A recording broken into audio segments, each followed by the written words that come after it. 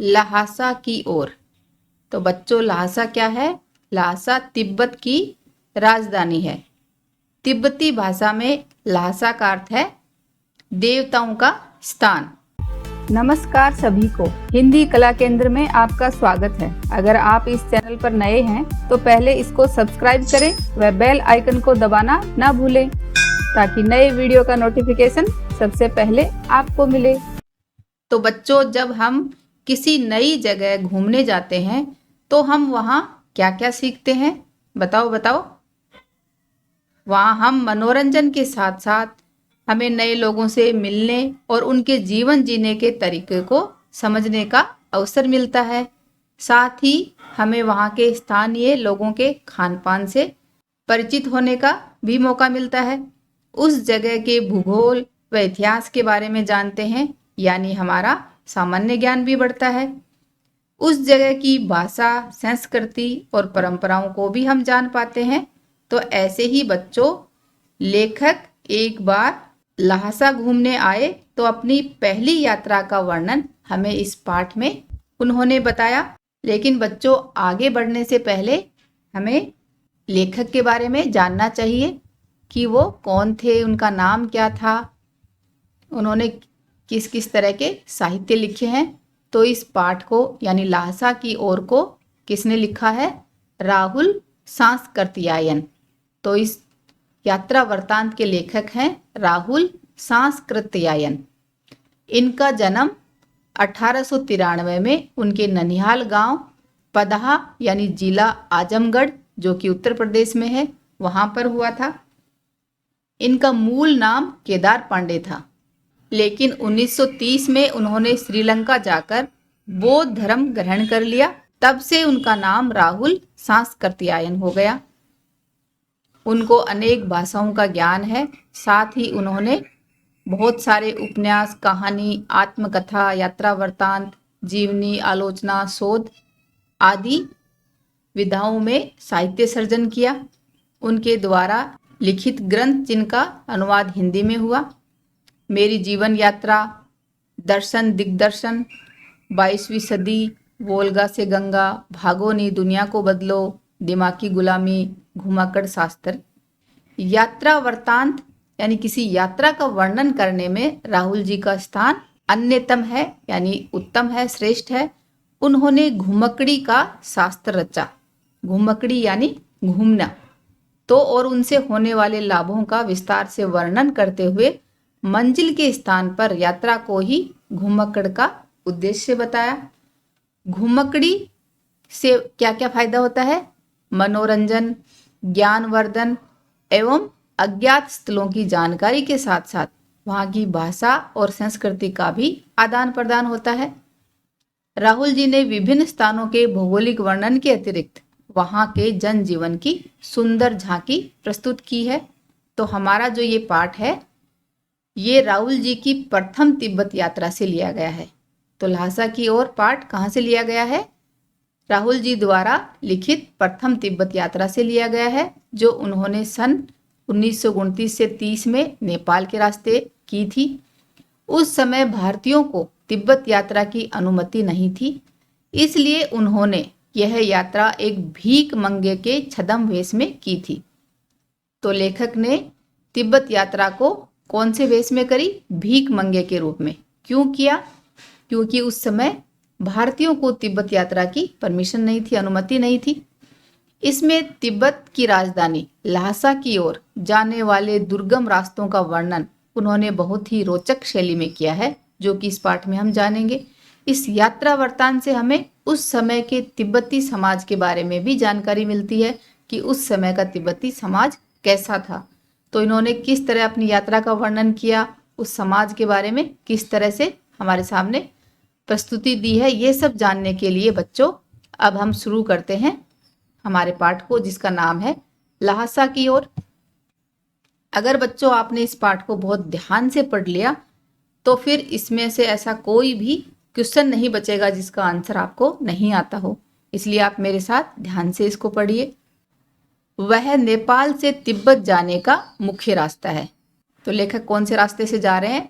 नेपाल से तिब्बत जाने का मुख्य यानी मेन रास्ता है। फरीकलिंगपोंग का रास्ता जब नहीं खुला था तो नेपाल ही नहीं, हिंदुस्तान की भी चीजें इसी रास्ते तिब्बत जाया करती थी। तो ये बहुत पुरानी बात है। यह व्यापारिक ही नहीं, सैनिक रास्ता भी था। तो ये रास्ता कैसा था? व्यापार से संबंधित ही नहीं, सैनिक यानी हमारी सेना भी उसी रास्ते से जाती थी। इसलिए जगह जगह फौजी चौकियां और किले बने हुए हैं। वह रास्ता पहले सैनिक रास्ता था, इसलिए रास्ते में जगह जगह क्या है? फौजी चौकियां और किले बने हुए हैं, जिनमें कभी चीनी पलटन यानी चीन की सेना रहा करती थी। आजकल बहुत से फौजी मकान गिर चुके हैं, क्योंकि इस समय वहां फौजी नहीं रहते। दुर्ग यानी किले के किसी भाग में जहां किसानों ने अपना बसेरा बना लिया है, बसेरा यानी रहने के लिए अपना घर बना लिया है, वहां घर कुछ आबाद दिखाई पड़ते हैं, यानी उनमें आबादी है, अभी वो आराम से कुछ घरों में लोग रह रहे हैं। ऐसा ही परित्यक्त, परित्यक्त का अर्थ है जिसे उपेक्षा पूर्वक छोड़ दिया गया हो। तो एक चीनी किला है जिसको छोड़ दिया गया है, जहां पर कोई नहीं रहता। हम वहां चाय पीने के लिए ठहरे। लेखक कह रहे हैं कि ऐसा किला जहां जिसको छोड़ दिया गया था, क्या था वो? चीनी किला। वहां पर बैठकर हम चाय पीने के लिए रुके। तिब्बत में यात्रियों के लिए बहुत सी तकलीफें भी हैं। लेखक ने हमें बताया कि तिब्बत में यात्रियों के लिए बहुत सी तकलीफें भी हैं और कुछ आराम की बातें भी। जैसे वहां जाति पाति छुआछूत का सवाल ही नहीं है और न औरतें पर्दा ही करती हैं। तो ये वहाँ की अच्छी बातें हैं कि वहाँ पर जाति पाति नहीं है, छुआछूत भी नहीं है और साथ ही औरतें वहाँ पर पर्दा भी नहीं करती। तो इन बातों से हमें पता चलता है कि उस समय का तिब्बती समाज कैसा था। बहुत निम्न श्रेणी के भीखमंगों को लोग चोरी के डर से घर के भीतर नहीं आने देते। थोड़ा सा उन लोगों को डर लगता कि ज्यादा ही निम्न श्रेणी के कोई भीख मांगने वाले आते थे, उनको चोरी के डर से घर के अंदर नहीं आने देते थे। नहीं तो आप बिल्कुल घर के भीतर चले जा सकते हैं, चाहे आप बिल्कुल अपरिचित हो। अपरिचित यानी आप पहली बार गए हो, वहां पर आपको कोई नहीं जानता हो, तब भी आप आराम से घर के भीतर चले जा सकते हो। ये वहां की विशेषता है। वो किनको रोकते थे? सिर्फ निम्न श्रेणी के भीखमंगों से उन्हें डर लगता था कि कहीं ये लोग चोरी ना कर ले। अगर आप अपरिचित हो यानी आपको कोई नहीं जानता हो, तब भी घर की बहू या सासू को अपनी झोली में से चाय दे सकते हैं। वह आपके लिए उसे पका देगी, आपके लिए वह चाय बनाकर दे देंगी।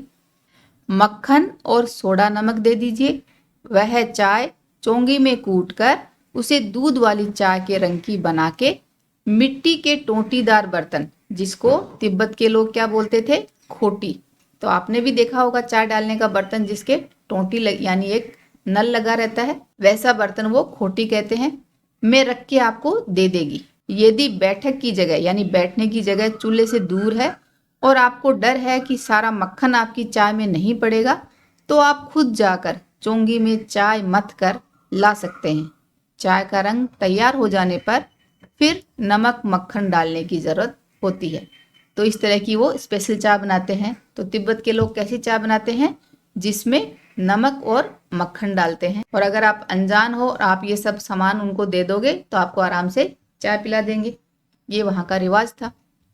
परित्यक्त यानी छोड़ा हुआ जो चीनी किला था, उससे जब हम चलने लगे तो एक आदमी राहदारी मांगने आया। जब ये लोग चीनी किले से बाहर निकले, कौन? एक तो लेखक हैं और इनके साथ एक इनका दोस्त है। देखते हैं उनका नाम क्या है। तो एक आदमी राहदारी मांगने आया। राहदारी क्या होता है? राह चलने का किराया यानी टोल टैक्स। तो वह मांगने उनके पास आया।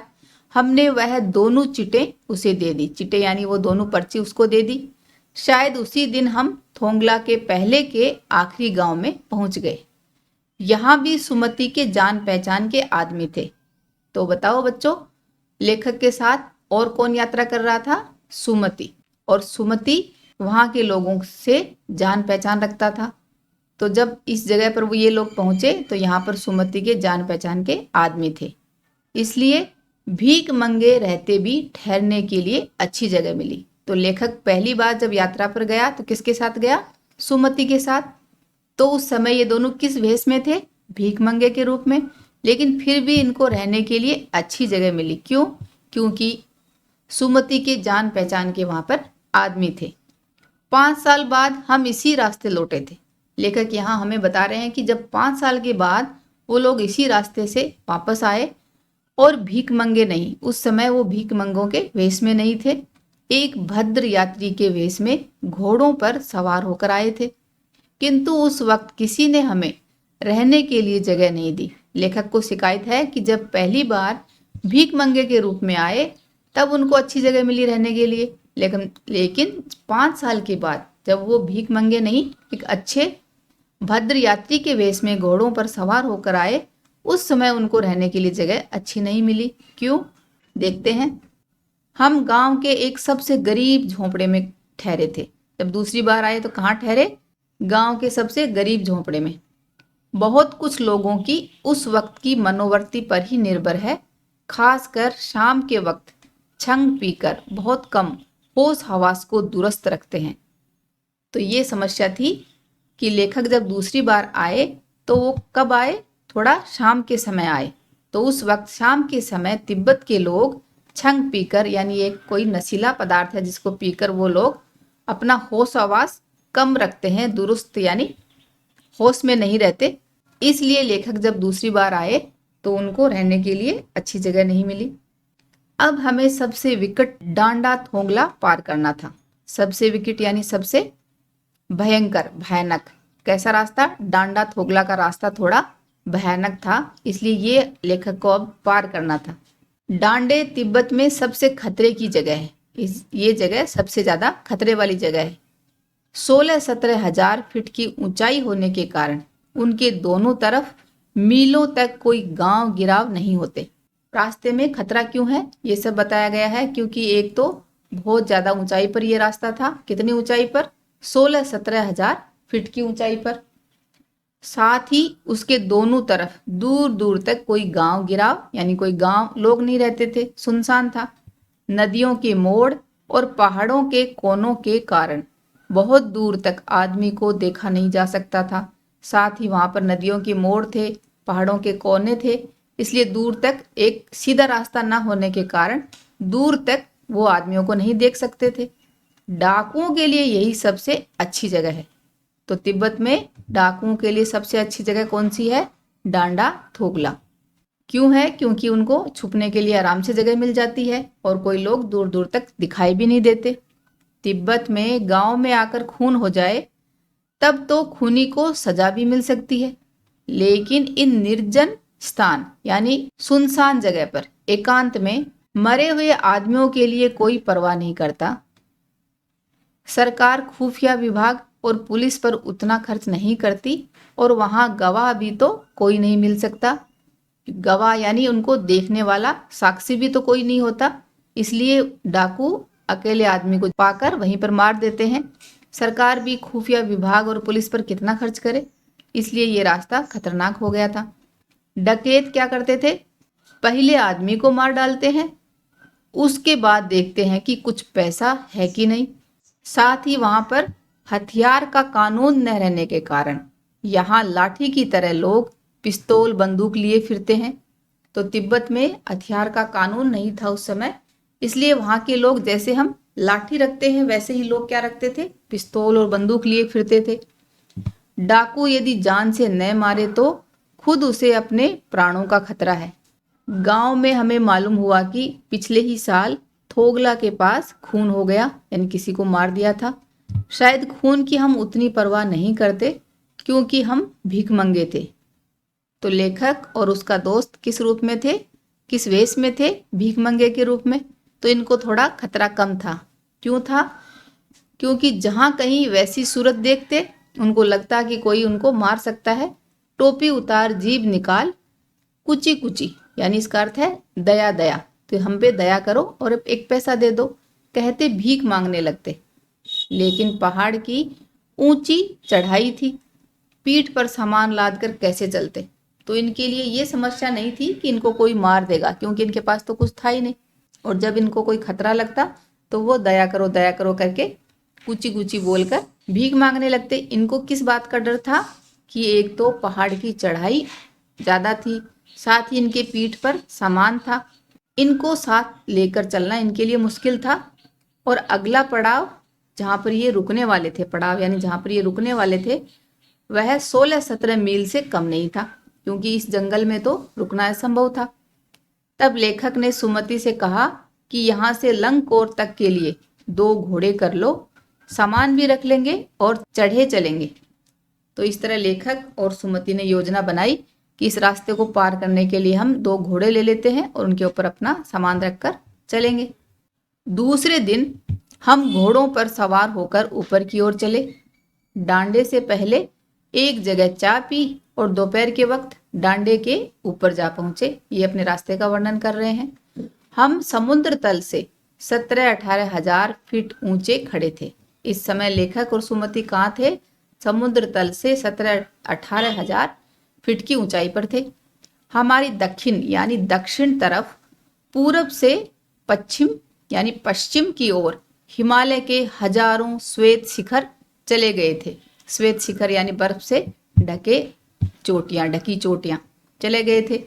भीटे की ओर दिखने वाले पहाड़ बिल्कुल नंगे थे। तो भीटे की तरफ जो उनको पहाड़ दिख रहे थे वो कैसे थे? बिल्कुल नंगे, यानी उन पर ना तो बर्फ की सफेदी थी और न किसी तरह की हरियाली। उत्तर की तरफ बहुत कम बर्फ वाली चोटियां दिखाई पड़ती थी। सर्वोच्च स्थान पर डांडे के देवता का स्थान था। इस सबसे ऊंचाई वाले स्थान पर क्या था?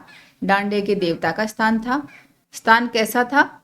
जो पत्थरों के ढेर, जानवरों की सींगों और रंग बिरंगे कपड़े की झंडियों से सजाया गया था। अब हमें बराबर उतराई पर चलना था, क्योंकि इतनी देर तो ये लोग चढ़ाई पर थे। अब इनको कहाँ चलना था? उतराई यानी नीचे उतरने पर चलना था। चढ़ाई तो बहुत कुछ दूर थोड़ी मुश्किल थी, लेकिन उतराई बिल्कुल नहीं। शायद 2-1 और सवार साथी हमारे साथ चल रहे थे। मेरा घोड़ा कुछ धीमे चलने लगा। किसका घोड़ा? लेखक का घोड़ा धीरे चलने लगा। तब लेखक ने समझा कि चढ़ाई की थकावट के कारण ऐसा कर रहा है। चढ़ते समय इसको जोर आया होगा और उसे मारना नहीं चाहता था। लेखक साथ ही घोड़े को मारना भी नहीं चाहते थे। इस वजह से धीरे धीरे वह बहुत पिछड़ गया। पिछड़ जाना यानी लेखक बहुत पीछे रह गए अपने घोड़े के साथ। और मैं डॉन क्यू व कवस्तो की तरह। ये कौन है?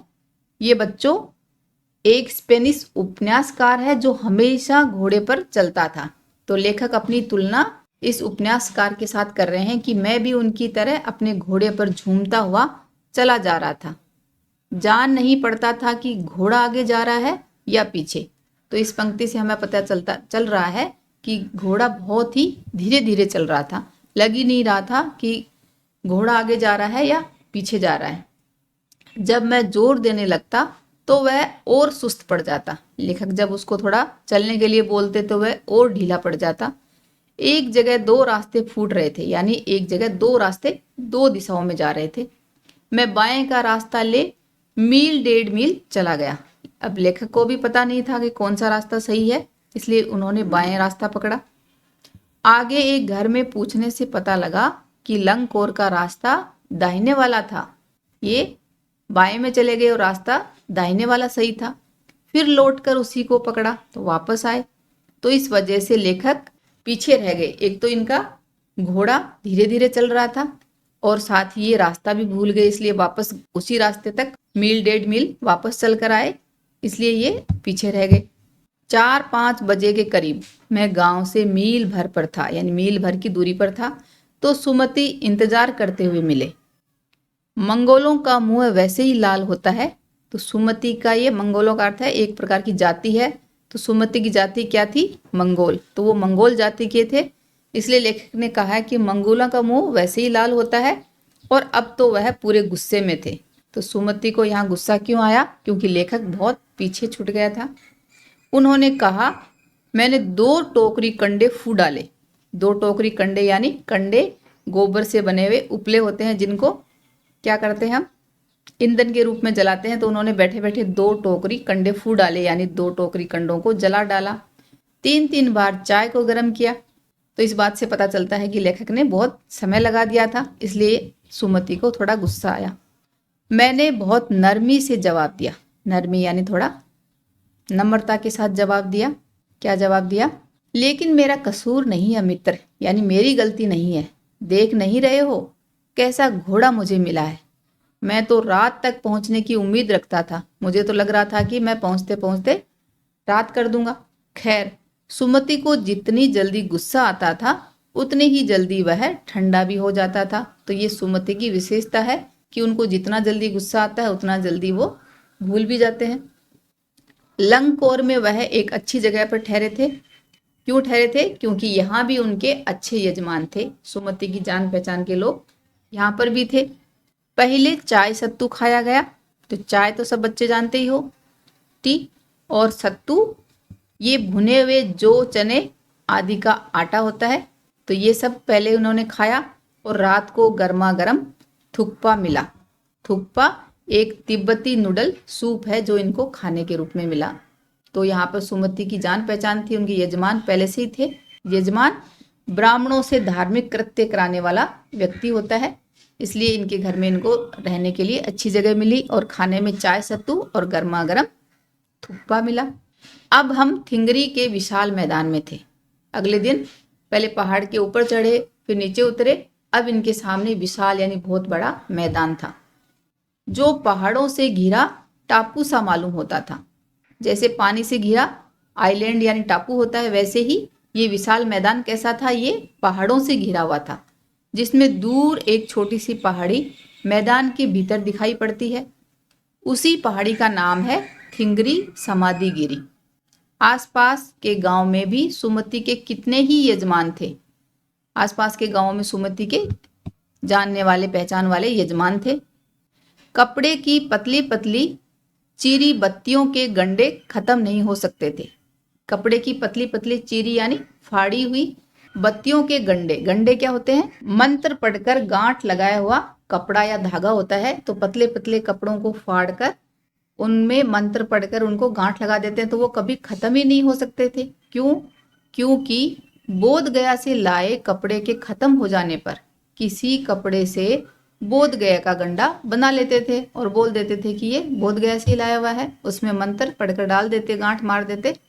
तो इन बातों से पता चलता है कि तिब्बती समाज में अंधविश्वास को मानते थे। वह अपने यजमानों के पास जाना चाहते थे।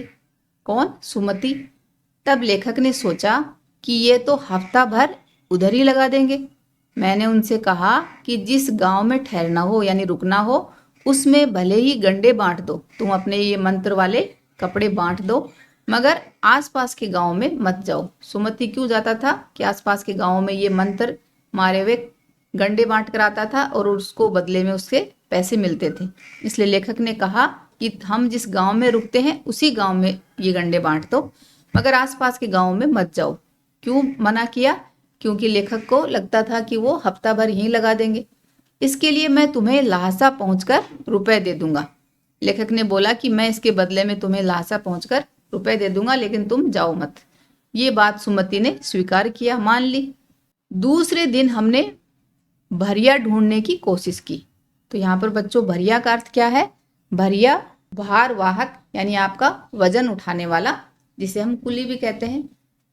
तो उसको ढूंढने की कोशिश की, लेकिन कोई न मिला। सवेरे ही चल दिए होते तो अच्छा था, लेकिन अब 10-11 बजे की तेज धूप में चलना पड़ रहा था। तो ये भी लेखक के इस यात्रा में कष्ट आया कि उनको तेज धूप में चलना पड़ रहा था। तिब्बत की धूप भी बहुत कड़ी मालूम होती है। यद्यपि थोड़े से भी मोटे कपड़े से सिर को ढांक लें यानी सिर को ढक लें तो गर्मी खत्म हो जाती है। आप 2 बजे सूरज की ओर मुंह करके चल रहे हैं। ललाट धूप से जल रहा है। ललाट का अर्थ है कि आपका माथा, सामने से धूप आ रही है इसलिए आपका माथा धूप से जल रहा है, और पीछे का कंधा बर्फ हो रहा है। बर्फ यानी पीछे कंधे पे ठंडी हवा आ रही है तो ठंडा हो रहा है। फिर हमने पीठ पर अपनी अपनी चीजें लादी, क्योंकि इनको भरिया तो मिला नहीं। दोनों ने अपनी अपनी चीजों को पीठ पर लादा, डंडा हाथ में लिया और चल पड़े। यद्यपि सुमति के परिचित थिंगरी में भी थे, तो सुमति के जान पहचान वाले थिंगरी में भी थे, लेकिन वह एक और यजमान से मिलना चाहते थे। इसलिए आदमी मिलने का बहाना बनाकर सेकर विहार की ओर चलने के लिए कहा। तो यहाँ पर सुमति रुके नहीं। तिब्बत की जमीन बहुत अधिक छोटे बड़े जागीरदारों में बटी है। तो साथ ही बच्चों हमें ये बात भी जानने को मिली कि तिब्बत की जमीन कोई छोटे या बड़े जागीरदारों में बंटी हुई है। इन जागीरों का बहुत ज़्यादा हिस्सा मठों यानी विहारों के हाथ में है। अपनी अपनी जागीर में हर एक जागीरदार कुछ खेती खुद भी कराता है, जिसके लिए मजदूर बेगार में मिल जाते हैं। बेगार यानी पैसे के रूप में, आप पैसे दो और उनसे बदले में काम करवा लो, इस तरह के मजदूर उनको मिल जाएंगे। तो कुछ लोग अपनी खेती खुद करते हैं थोड़ा सा हिस्सा, और थोड़ा हिस्सा मजदूरों से उनसे काम करवा कर करवाते हैं। खेती का इंतजाम देखने के लिए वहाँ कोई भिक्षु भेजा जाता है। इंतजाम यानी खेती बाड़ी किस तरह से की जा रही है वो देखने के लिए एक भिक्षु वहाँ भेजा जाता है, जो जागीर के आदमियों के लिए राजा से कम नहीं होता। जागीर के आदमियों के लिए एक राजा की तरह बनकर जाता है, क्योंकि वही जाकर अपने मालिक को सारी खबर देता है। सेकर की खेती के मुखिया भिक्षु, भिक्षु को वहाँ क्या बोला जाता है, नमसे, बड़े भद्र पुरुष थे। वह बहुत प्रेम से मिले। हालांकि उस वक्त मेरा वेश ऐसा नहीं था कि उन्हें कुछ भी ख्याल करना चाहिए था, क्योंकि ये भी भिक्षु के ही वेश में थे। यहाँ एक अच्छा मंदिर था जिसमें कंजूर यानी बुद्ध वचन, जिनका अनुवाद किया, द्वारा हस्तलिखित यानी हाथ से लिखी हुई 103 पोथियां रखी हुई थी। तो मंदिर में बुद्ध वचन अनुवाद करी हुई कितनी हाथ से लिखी हुई पोथियां थी? पोथियां यानी पुस्तकें थी 103। मेरा आसन, आसन यानी बैठने की जगह, भी वहीं लगा। तो लेखक का आसन या बैठने की जगह वहीं लगा दी। वह बड़े मोटे कागज पर अच्छे अक्षरों में लिखी हुई थी। किताबें कैसी थी? मोटे कागज और अच्छे अक्षरों में लिखी हुई थी। एक एक पोथी यानी जो एक एक जो पोथी थी वो 15-15 शेर का अर्थ है किलो, 15-15 किलो से कम नहीं रही होगी। सुमति ने फिर आसपास अपने यजमानों के पास जाने के बारे में पूछा। सुमति ने फिर पूछा कि मैं आसपास के लोग यजमानों को जानता हूँ, वहां चला जाऊं। क्यों जाना चाह रहे थे? क्योंकि वो अपने गंडे उनको देकर आते थे और बदले में पैसे मिलते थे। मैं अब पुस्तकों के भीतर था। तो इस लाइन का अर्थ है कि इस समय लेखक ये पुस्तकें पढ़ने में मग्न हो गए थे, इसलिए मैंने उन्हें जाने के लिए कह दिया। अब पहले लेखक मना कर रहे थे ना, लेकिन अब लेखक चाहते हैं कि वो आराम से इन पुस्तकों को पढ़ना चाहते हैं। इन पुस्तकों में वो रम गए थे, इसलिए उन्होंने सुमति को जाने की परमिशन दे दी।